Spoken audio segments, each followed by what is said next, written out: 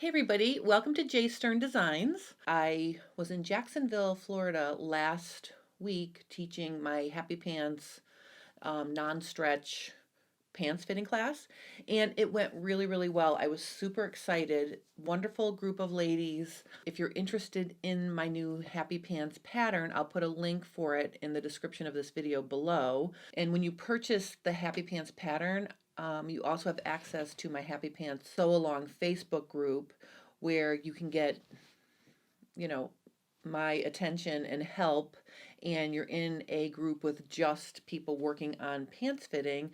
I probably will do some live streams in there. I'll post things that are helpful, updates, whatever. So, in addition to just getting the pattern, you get to join a sew along, which I think is super helpful. I really was a little bit apprehensive to launch a pattern without the support behind it. So when you get this pattern, it includes everything, the three different patterns, which I'm going to tell you about in a minute, the instructions, the fit instructions, everything.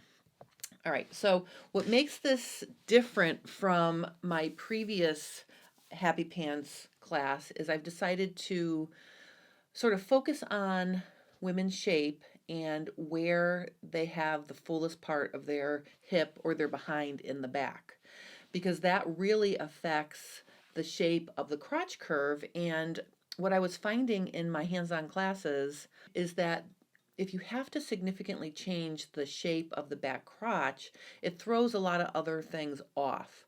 So, I've decided I can't make a pattern that fits everybody.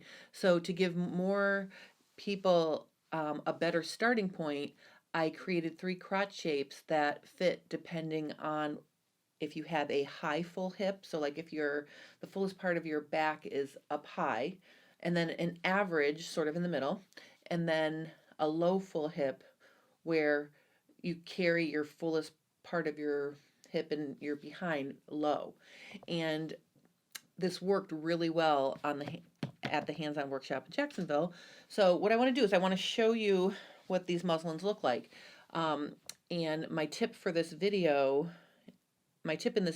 is if you're working with non-stretch pants, the tendency for some people, and me included, is I would just use inexpensive muslin to make my test or my fit muslins to work through the process of fitting the pattern. And what I found was that doesn't translate very well to fashion fabric, because muslin is cross woven and it doesn't really drape very nicely, and it has it shows the wrinkles, and I think it exaggerates the wrinkles. So instead of using muslin fabric to make my set of muslins to teach the class, I used actual pants fabric.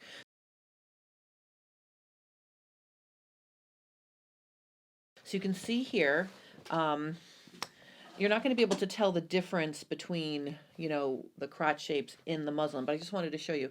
This is the low full hip.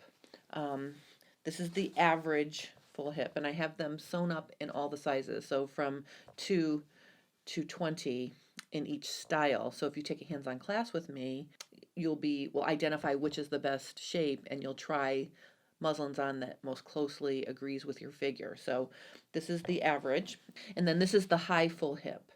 There was only one lady who had a high full hip, and one interesting thing about this is when you look at yourself in the mirror and you look at your side view, your back view, and your front view, like let's say you take some photos, that's the best way to do this.